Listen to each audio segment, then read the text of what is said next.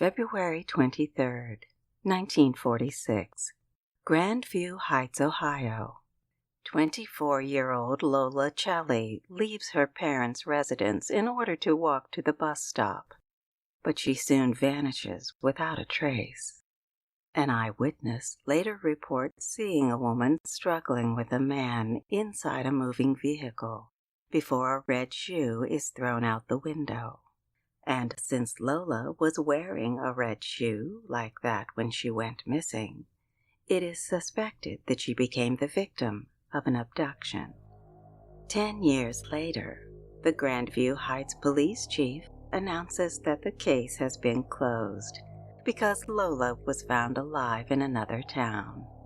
But no evidence is ever produced to confirm this, so the red shoe mystery is never officially solved. After that, the trail went cold.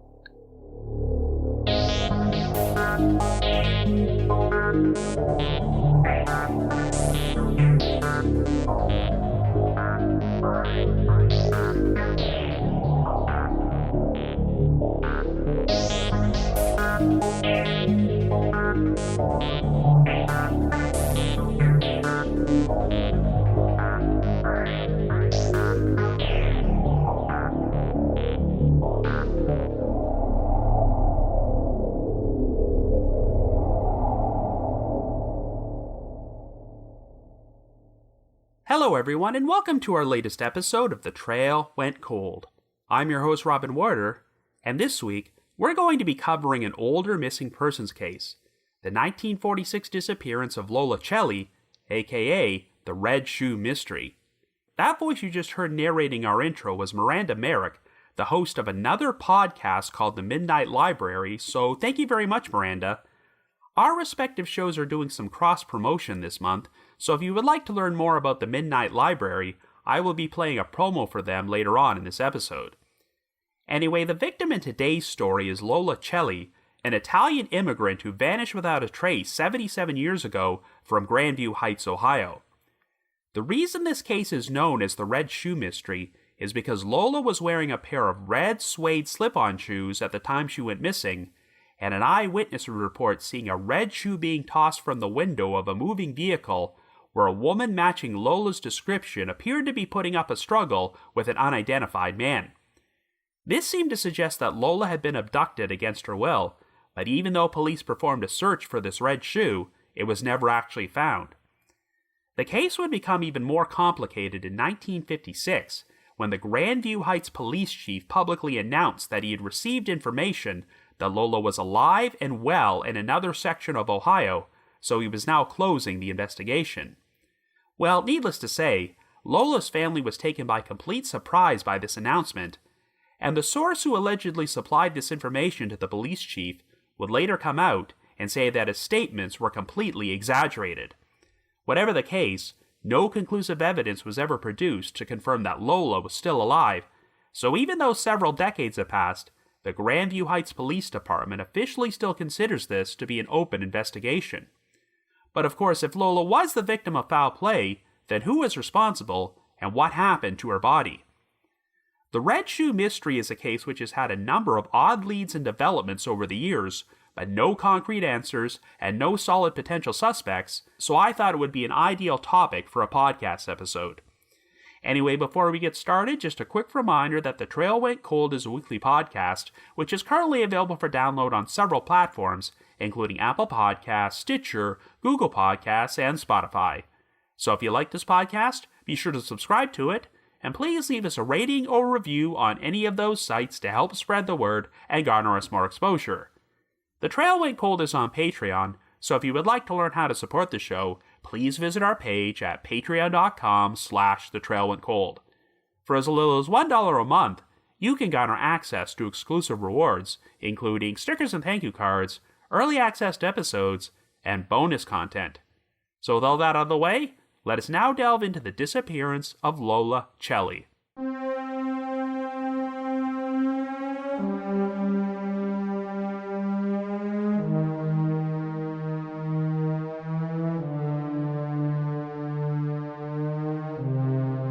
Our story begins in 1946, and our central figure is 24-year-old Lola Celli.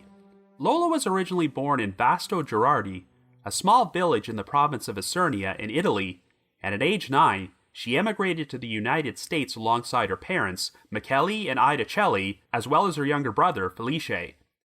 The family originally settled in Philadelphia, and due to the fact that neither of them spoke any English when they first arrived, Lola and Felice were both enrolled in the same class at school, even though Lola was 1 year older. In spite of the language barrier, the two siblings excelled academically, and Lola would go on to become fluent in no less than 5 different languages: Italian, English, French, Spanish, and Portuguese. Shortly after their arrival in the U.S., Michele and Ida had their first American-born child, a daughter named Elda. The Celli family eventually relocated to Grandview Heights, Ohio, a small town located in Franklin County just under 4 miles outside Columbus, and moved into a house on West 3rd Avenue. Lola went on to become an honors student at Ohio State University, and Felice followed suit, as he earned a Ph.D. in chemical engineering and would find employment there as a research chemical engineer. Following her graduation from the university in the spring of 1945, Lola would move to the village of West Mansfield, located in Logan County over 50 miles northwest of Grandview Heights. While her ultimate goal was to become a professional interpreter, Lola decided to take a job teaching home economics at West Mansfield High School.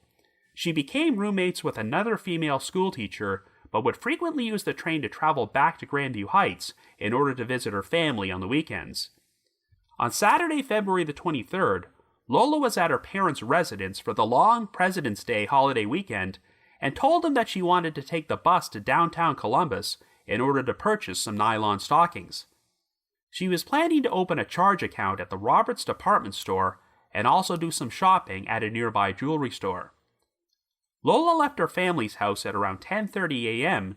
and was believed to be carrying $60 in cash on her at the time. She said she was expected to be back by 2:30 p.m., but she never returned, so the Cellis eventually started calling around to Lola's friends and their neighbors. By the time nightfall rolled around, they had failed to find Lola, so she was subsequently reported missing to the Grandview Heights Police Department. The last confirmed sighting of Lola was provided by Harry Lane, a neighbor and childhood friend of hers who lived directly across the street from the Celli residence. Around the same time Lola left her parents' house, Harry was getting ready to leave his own residence and said that he saw Lola walking down the street through his living room window.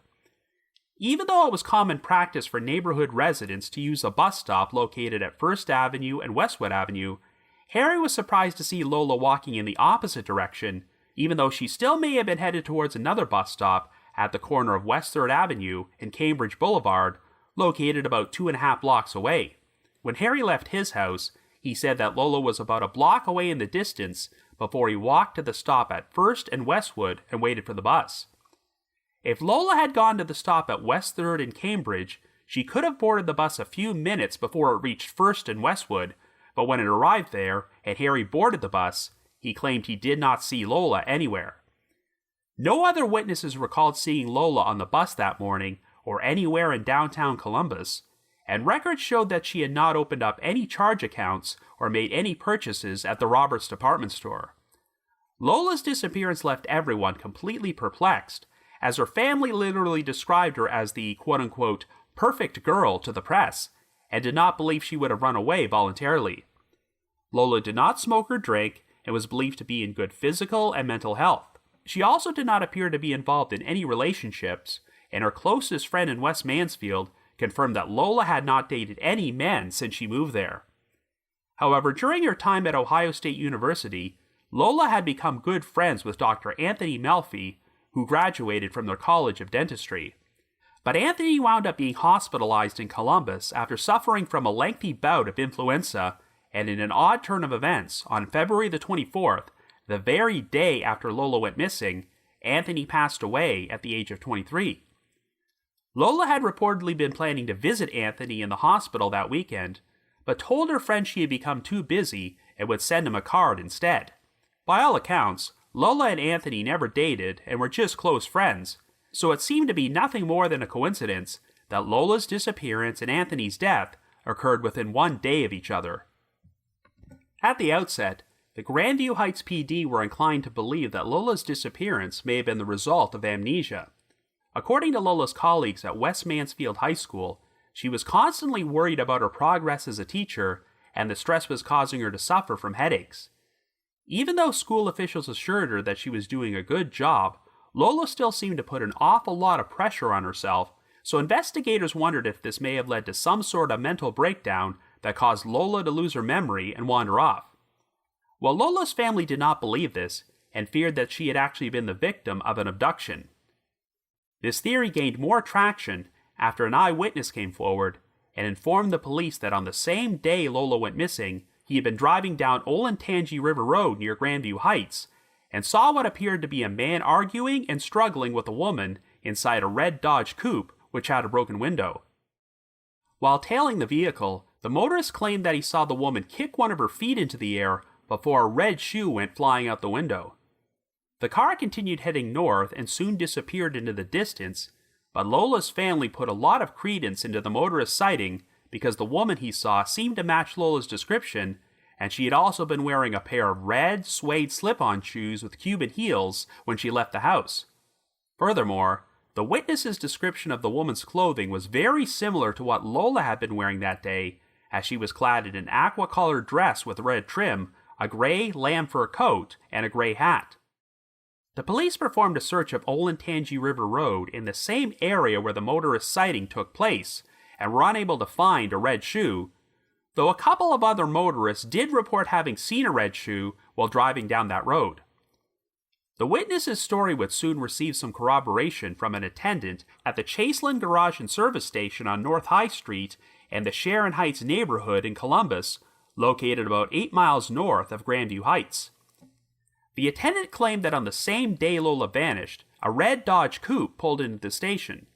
The vehicle was being driven by a man who had a woman beside him, and at one point, the attendant overheard the man telling the woman to be quiet.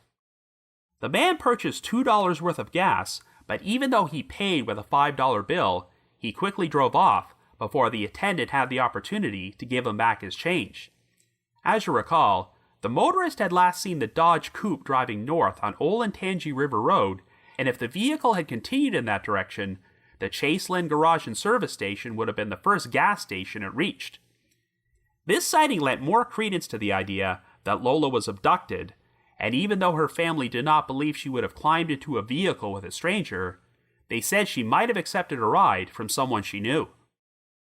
An extensive search effort of the area failed to turn up any trace of Lola, though there would be a number of bizarre leads in the investigation. On March the 5th, Grandview Heights Police Chief Robert Livingston answered a phone call at headquarters from an anonymous individual who said, quote, "Don't worry about Lola, she is in Columbus and is all right," before they abruptly hung up. The call was traced to a phone booth at a corner drugstore in Columbus, but the caller cannot be identified, and their statement was never substantiated. In late July of that year, the Ohio State Journal newspaper received a call from an anonymous male who said that he had gotten married to Lola, and they were now living in a small town near Columbus, and she was expecting the birth of their first child. The man also claimed that he had already called the Celli family multiple times to share this information with them, and when Lola's brother Felice was asked about this, he responded, quote, "That may be true." According to Felice, the family had received so many calls from tipsters with information about Lola's whereabouts that they could no longer keep track of them anymore, but they did not believe that Lola would have secretly gotten married and become pregnant without telling them. In August, Pickaway County Sheriff Charles Radcliffe received a tip about a woman living in the town of Circleville who had recently gotten married and was expecting a child. The caller believed that the woman might be Lola and provided her address, so Sheriff Radcliffe took Felice to the residence in order to identify her. The woman's resemblance to Lola was apparently so strong that for a few seconds, Felice believed she was his missing sister, but he soon realized that it was not her. Incidentally, I'm sure many of you are already familiar with the town Circleville because of the infamous Circleville Letters case, which was previously featured on The Trail Went Cold and Unsolved Mysteries. And yes, Sheriff Charles Radcliffe was the father of Sheriff Dwight Radcliffe, who played such a prominent role in the Circleville Letters case, as members of the Radcliffe family held the position of Pickaway County Sheriff for 3 generations and nearly 90 years. Getting back to this case, the authorities continued to chase down some more odd leads, including rumors that Lola had either entered a convent or been committed to a convent by her parents in order to become a nun. Of course, the Cellis completely denied this, and even though investigators checked a number of different convents, they found nothing to support these rumors. At one point, the Grandview Heights PD received an anonymous note, which had been pasted together by letters cut out of magazine headlines and read, quote, "You dumb fools, I want a corpse, a girl's blood cadaver to kiss and cut up. Get to me before it is too late," end quote. But the author of the note was never tracked down, and no evidence was turned up to indicate that Lola was the victim of foul play. In April of 1949, investigators were contacted by a woman living in Riverside, California, who said she had once been a neighbor of the Celli family. The woman claimed that her own husband and 4-year-old son had gone missing only a few days after Lola did, so she believed that Lola and her husband may have been secret lovers who ran away together. Well, no evidence was ever found to support this scenario, and it turned out that the woman never actually lived in the same neighborhood as the Cellis, but rather an adjacent suburb. It's unclear if this woman's husband and son were ever found, but by the time she phoned in this tip, she had already gotten remarried, so it sounds like the authorities just wrote her off as a disgruntled ex-wife who was deliberately attempting to cause trouble for her former spouse. A few years after Lola's disappearance, the Columbus Dispatch raised some eyebrows when they published a notice about a wedding in their society section, which inexplicably featured a photograph of Lola. The caption beneath the photo listed her as a maid of honor named Bernice Schur, once again fueling speculation that Lola had run away and started a new life. But in actuality, Bernice Schur was a real person who happened to be the bride's sister, and it seemed like the newspaper had either run Lola's photo for her in error or as a prank. On January the 18th, 1955, the Celli family would suffer another tragedy when Lola's father, Michele, passed away at the age of 57. As the year went on, the investigation into Lola's disappearance would experience some more bizarre developments. In June, Franklin County prosecutor Frank Kearns was convicted on charges of embezzling county funds, as he had supposedly taken $210 from these funds in order to pay off an informant who shared a story about having seen Lola working in the lingerie department of a Montgomery Ward store in Richmond, Virginia. While Kearns acknowledged that this was true, he maintained that he paid the informant with his own money and did not embezzle anything. Nevertheless, Kearns was forced to resign as Franklin County prosecutor and suspended indefinitely from practicing law, and the informant's lead about Lola working in Richmond turned out to be a dead end, as Montgomery Ward did not even have a lingerie department at that time. In July, the odd developments continued when investigators received an anonymous tip advising them to check out what they described as an illegal grave at Big Darby Cemetery near the village of Plain City, located just over 20 miles outside Grandview Heights. The caller said that the contents of the grave would shed some light on what happened to Lola Celli, and when the grave was dug up, it turned out that a body was actually buried there. However, it wasn't long before the victim was identified as 19-year-old Paul Post, who had died of carbon monoxide poisoning from an unvented gas heater in a Columbus rooming house in January of 1944. According to Post's parents, he had originally been buried in a family plot, and while 2 men who lived on a nearby farm confirmed that they had once been paid to dig up a new grave in the cemetery and move Post's body there, the actual reasons why this was done seemed to be quite murky. Regardless, since Post's death took place 2 years before Lola went missing, it did not appear that this incident had any connection to her case. In August of 1956, Grandview Heights Police Chief Robert Livingston publicly announced that the investigation into Lola's disappearance was now closed. Chief Livingston claimed that he had spoken with John Guy, the town marshal of Marble Cliff, a village located about 1.5 miles outside Grandview Heights, who informed him that Lola was still alive. In the interest of Lola's privacy, Guy would not reveal Lola's current address or any further details about her whereabouts, though he did confirm that she was now living within 300 miles of Columbus. Since Lola's disappearance was no longer a criminal matter, Livingston said that he had received approval from the mayor of Grandview Heights to close her case. Even though Guy never provided him with specific details, Livingston still believed that the information he received from him was legitimate, stating, quote, "I've known John Guy for 50 years, and am willing to accept him at his word," end quote. Well, needless to say, this news took the Celli family by complete surprise. They claimed that Chief Livingston never reached out to inform them that Lola was still alive, and that they had not even spoken to him at all in 10 years. The Cellis wanted more information about how John Guy reached this conclusion, but since he was on vacation at the time of Livingston's announcement, he was unavailable for comment. However, when Guy returned from vacation a few weeks later, he complained to the press that Livingston's comments about him had been greatly exaggerated, stating, quote, "To my knowledge, I have never seen Lola Celli either before or after she disappeared," end quote. Guy did acknowledge that he had, quote-unquote, heard some things about Lola, and that new information about her case could possibly materialize within the coming months, but there would be no further developments, and Lola's story soon faded from the spotlight.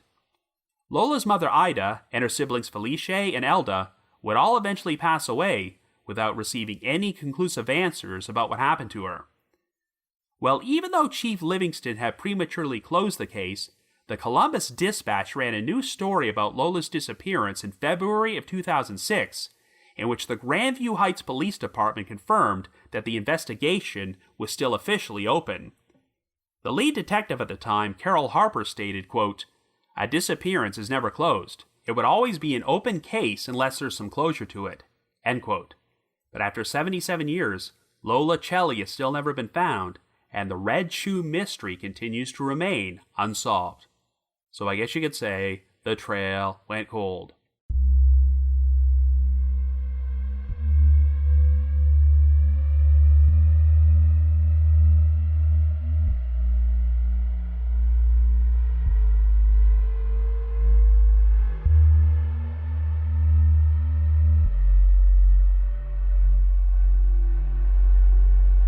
So I'm particularly frightened by missing persons cases where a victim is experiencing a seemingly ordinary routine day until they suddenly vanish without a trace during a very narrow window of time.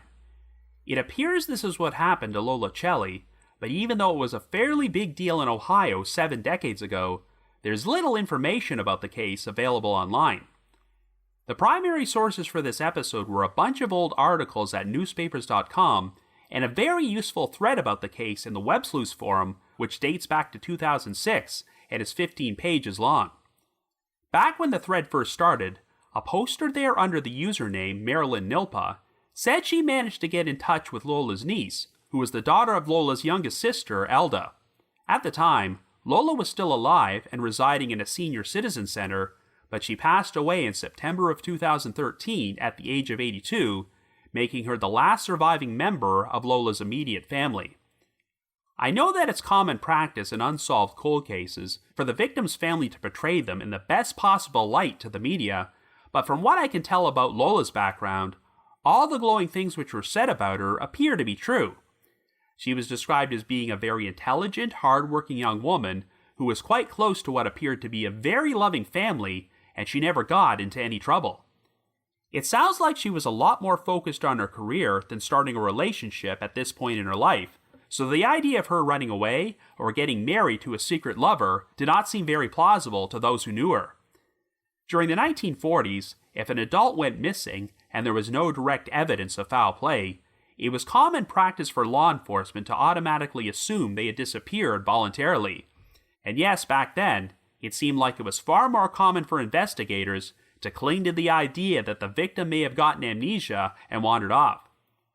Some of the contemporary news coverage compared Lola's story to another Ohio-based missing persons case, and that's the disappearance of 22-year-old Ruth Baumgartner, who vanished in May of 1937 from the campus of Ohio Wesleyan University in the town of Delaware, which is located only about 25 miles north of Grandview Heights.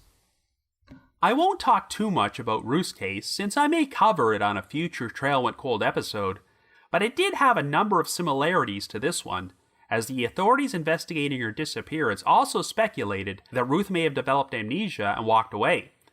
At the time she went missing, Ruth was suffering from a lot of anxiety because she wasn't sure if she would be able to graduate as scheduled, which caused speculation that the stress may have caused her to lose her memory and enter the fugue state. This same amnesia theory was brought up in Lola's case because even though she was apparently doing quite well in her new job as a home economics teacher, she was still putting a lot of pressure on herself. But unlike some other so-called amnesia-related disappearances, it does not sound like there were any reported sightings of Lola wandering around and looking disoriented. In fact, since the last eyewitness who believed that they saw Lola said she appeared to be struggling inside a car with an unidentified man, it seems far more likely that she was the victim of an abduction. I think the biggest complication in this case was the premature announcement from Chief Robert Livingston in 1956 that Lola had been confirmed to be alive in another town, so they were closing the investigation. Now, there have been many documented cases of missing persons who were found alive because they had chosen to disappear voluntarily. Since these people were adults and had the legal right to do this, law enforcement would usually not reveal any specific details to the public in order to protect their privacy and then close the investigation. However, they would at least share this news with the victims' families before they made a public announcement, but Chief Livingston did not do so with the Celli family, so they were just as surprised as everyone else to hear that Lola was supposedly still alive. It boggles my mind that Livingston did this based on nothing more than secondhand information from John Guy, without actually double-checking to confirm it was true. You have to wonder if Livingston had ulterior motives for making this announcement while Guy was away on vacation and not around to refute him. Even though Guy later clarified that no, he never did confirm if Lola was still alive, I think the damage may have been done, since press coverage about her story just seemed to completely dry up, and I would not be surprised if there were a number of people who continue to mistakenly assume that the case had been solved. In the past few decades, the Grandview Heights Police Department have confirmed that Lola's case is still officially an open investigation, but given the amount of time that has passed, I'm not sure if anyone is actively working on this. Out of all the cases I've covered on this podcast, this one seemed to have an inordinate amount of odd leads which wound up going nowhere, such as the supposedly illegal grave in the cemetery and a number of anonymous tips from people who said that Lola had secretly gotten married and had a child. While I'm sure that most of these tips were set in by cranks who just wanted to insert themselves into the investigation, they probably planted the seeds in some people's minds that Lola took off voluntarily. One detail I've always found interesting is that Lola was believed to be carrying around $60 in cash on her when she left her parents' house, which may not seem like much now, but that is between $900 and $1,000 in today's money, and approximately 1 week's salary from her teaching job. That could be seen as a sign that she had been stockpiling cash to plan her escape, but you have to remember that this was 1946, long before the era of debit cards and ATMs, when you still had to pay a direct visit to a bank during business hours if you wanted to withdraw money.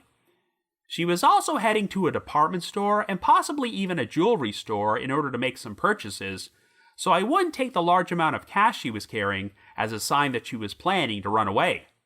So let's look at the exact sequence of events on the morning Lola went missing. As far as her family was concerned, nothing seemed out of the ordinary, as she left her house to take a bus to visit downtown Columbus and was planning to return about 3 hours later. The reason we have a good timeline of Lola's last known movements is because of the eyewitness account from Harry Lane, the neighbor who lived directly across the street from her parents' residence. And since Harry had known Lola since childhood, his account has more credibility than your average eyewitness sighting. According to Harry, he last saw Lola walking in the opposite direction he would have expected for someone planning to take the bus, as she was heading towards a stop at the corner of West 3rd Avenue and Cambridge Boulevard. Now, since the same downtown bus would still pick her up there anyway, it really didn't make all that much difference, but it sounds like it was a shorter walk to stop at the corner of 1st Avenue and Westwood Avenue. Harry claimed that he walked to the stop and waited about 10 minutes for the bus, but even though it should have picked up Lola a few minutes beforehand, she was not on board when it arrived. So if Harry's account is accurate, then this would suggest that something happened to Lola during the narrow window of time between when she left her parents' house and the bus stopped at West 3rd and Cambridge. Of course, this could mean that she simply did not make it to the stop on time to catch the bus, but as far as I know, there were no reported sightings of Lola on any buses or in Columbus's downtown area that day. So the most logical explanation is that Lola was either forcibly abducted or accepted a ride from someone while she was walking from the house to the bus stop. The abduction theory is greatly bolstered by the eyewitness sighting of the woman struggling with a man inside a car on Olentangy River Road, which led to one of her red shoes falling or being tossed out the window, and this story becoming known as the Red Shoe Mystery. Even though Lola went missing from an ordinarily quiet and safe suburban neighborhood, it does not sound like anyone reported hearing any screams or loud noises to suggest a violent abduction took place, which is why it's possible that Lola initially climbed into a vehicle of her own volition. If someone pulled up to Lola while she was walking, learned she was heading downtown, and decided to offer her a ride, she may have said yes in order to avoid the trouble of taking the bus. Of course, Lola's family always maintained that she never would have climbed into a vehicle with a stranger, but she may have accepted a ride from someone she knew and felt comfortable with. Since Lola was living 50 miles away in West Mansfield at this point, I doubt that anyone would have followed her that distance and waited around for an entire day to abduct her. So if Lola did cross paths with someone she knew, they were likely a resident of Grandview Heights, since this is where she grew up. But as far as I can tell, investigators never found anyone from Lola's personal life or the neighborhood who stood out as a potential suspect. The issue is that the eyewitnesses who believe they saw Lola struggling with the man inside a car described the vehicle as being a red Dodge Coupe. If there was anyone Lola knew or another resident of the neighborhood who drove a car matching that description, you would think that they would have immediately popped up on the radar. And there's also the fact that the Dodge Coupe was described as having a broken window. It's unclear if the window had already been like that before, or if it was broken during the struggle between the man and woman, but you'd assume that whoever owned the vehicle would have needed to get it fixed at some point, and it doesn't sound like there were any reported repairs like that which caught the attention of the authorities.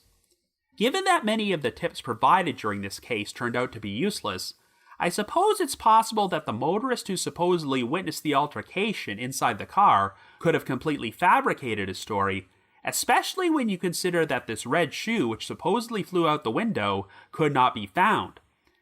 The witness did seem to provide an accurate description of the woman's clothing, which matched what Lola had been wearing that day, but searching through the newspaper archives, Lola's clothing, including her red shoes, were reported by the press right after she went missing, so theoretically, the witness could have gotten the information from the papers before he came forward. However, it's worth mentioning that there were apparently other independent eyewitnesses who recalled seeing a red shoe on Olentangy River Road on the day of Lola's disappearance, so perhaps someone retrieved the shoe before law enforcement performed a search of the area, or they just happened to miss it during their search. But the biggest piece of evidence supporting the motorist's story was the account from the gas station attendant who reported seeing a red Dodge Coupe with a broken window stopping for fuel with a man and a frightened-looking woman inside. From my research, it seems like the accounts from the motorist and the gas station attendant were initially published in the same article together, so it's not like either of these witnesses could have read about the other's account in the newspaper and used it as inspiration to fabricate a story. It really seems apparent that both witnesses were describing the same car, and since the motorist said that the Dodge Coupe had been traveling north on Olentangy River Road, and the Chaseland Garage and Service Station was the first gas station it would have passed if it continued in that direction, the geography does check out. Curiously, none of the media accounts reported the exact times these sightings took place, so we don't know how much time had passed since Lola was seen leaving her parents' residence at 10:30 a.m. But it makes perfect sense that anyone traveling north away from Grandview Heights would use Olentangy River Road. Since this was 1946, and we were still 1 year removed from the world's first self-service gas station, it sounds like when the Dodge stopped at Chaseland Garage and Service Station, the driver remained in the vehicle the entire time while the attendant filled the tank. He was supposedly heard telling the woman sitting beside him to keep quiet, so if this was Lola and she was in the midst of being abducted, he may have been covertly holding a weapon on her in order to prevent her from seeking help. As you recall, the cost of the gas was $2, and the man gave the attendant a $5 bill, but drove away without getting his change back.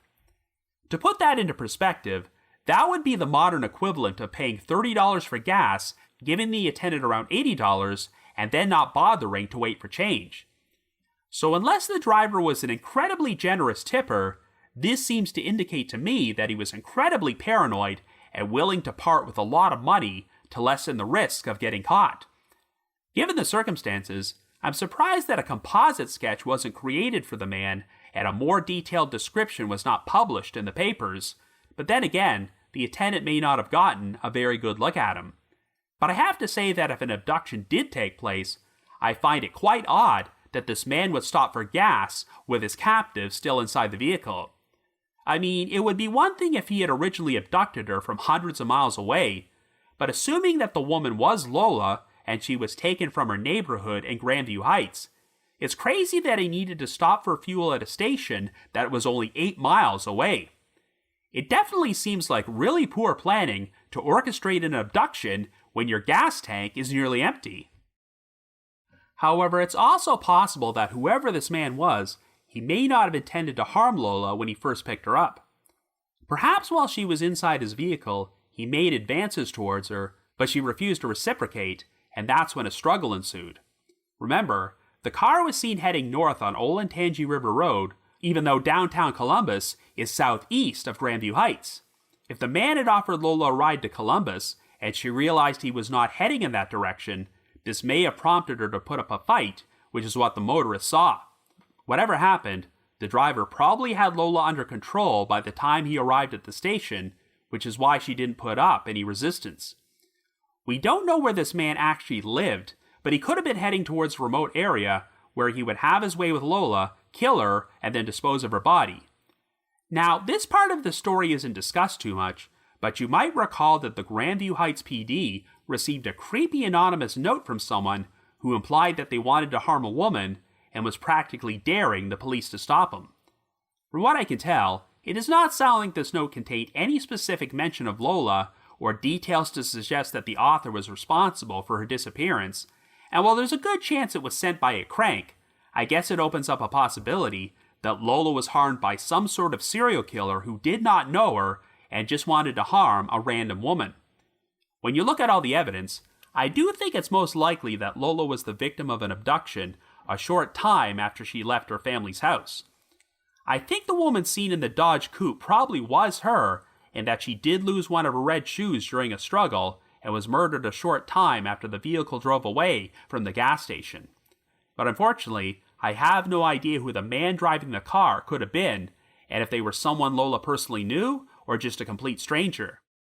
It's very sad that Lola's entire immediate family passed away before they got answers, and I believe Chief Livingston's premature announcement about Lola being found alive 10 years later may have damaged the investigation. But at least the investigation is still technically open, and even though many years have passed and the person responsible for killing Lola is probably deceased, there's always a chance that her remains are still out there somewhere waiting to be found. So if by chance you happen to have any information on the disappearance of Lola Celli, please contact the Grandview Heights Police Department at 614-488-7901. That's 614-488-7901. But if you just have your own thoughts about what happened, feel free to leave me a comment or send me an email to robin.warder@icloud.com. That's robin.warder@icloud.com. Anyway, another special thanks to Miranda Merrick from the Midnight Library podcast for narrating the opening of this episode, and in just a few moments, we're going to be playing a full promo for the show. For now, another reminder that The Trail Went Cold is on Patreon, so please visit patreon.com/thetrailwentcold to learn how you can support our podcast and become eligible for some pretty neat rewards. This past month, I released an episode about the 1910 disappearance of Conradina Olson, who was featured on Unsolved Mysteries, and explored the possibility that she was a Jane Doe who was allegedly murdered next to some railroad tracks and buried in an unmarked grave. I've also dropped an exclusive bonus episode for my spin-off podcast, The Path Went Chilly, in which myself and my two co-hosts, Jules and Ashley, discuss yet another case from Unsolved Mysteries, the 1967 murder of Ralph Probst. And for our patrons in Tier 3, I've recorded another new audio commentary track which can be played over a classic episode of Unsolved Mysteries. I'd also like to give a shout out to our most recent listeners who have signed up with us on Patreon this week, and they are Jana G and Susan G. Thank you so much for your support. And of course, before I bring this episode to a close, here is a promo for the Midnight Library. A short walk through the woods and the old cemetery. Welcome, dear guests, to the Midnight Library. There's rumors of monsters, of demons, and magic. So don't wander the halls, 'cause your loss would be tragic. They say our behavior is dark and nefarious, so it's best that you stay in the cordoned-off areas. Your visit will be chilling, but in the nicest way.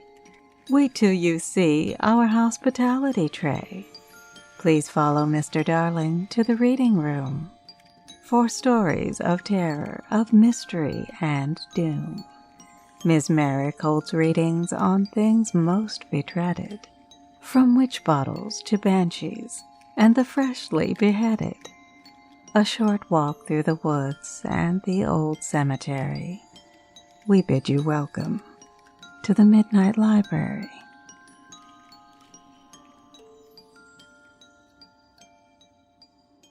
Also, one final reminder that in just over 2 weeks, The Trail Went Cold will be appearing on Podcast Row at CrimeCon UK, which is taking place at the Tower Bridge Leonardo Royal Hotel and Spa in London on June the 10th and 11th. Our podcast has a specialized promo code which can be used to get a special 10% discount on tickets, so if you haven't purchased any tickets yet and would still like to do so, be sure to visit crimecon.co.uk and use the promo code COLD23. That's COLD23. The Trail Went Cold will also be appearing at the True Crime Podcast Festival, which is taking place from August the 25th to the 27th at the Doubletree by Hilton Hotel in Austin, Texas. We've got a specialized promo code you can use in order to get a 15% discount on tickets to the event, so in order to do so, please visit their website at truecrimepodcastfestival.com and use our promo code TRAIL. Once again, that's truecrimepodcastfestival.com, and the promo code is TRAIL. I just wanted to give another shout out to my supporters at the Unsolved Mysteries message board at the Sitcoms Online forum and the Unresolved Mysteries subreddit. I need to provide a big thanks to Miguel Foote, who edits and assembles this podcast together for me, and Vince Nitro, who composes the eerie music you hear on every episode. If you haven't already, you can like us on Facebook, follow us on Twitter, or leave us a rating or review on Apple Podcasts, Stitcher, Google Podcasts, or Spotify. So have yourselves a great week and join us next Wednesday for another brand new episode of The Trail Went Cold.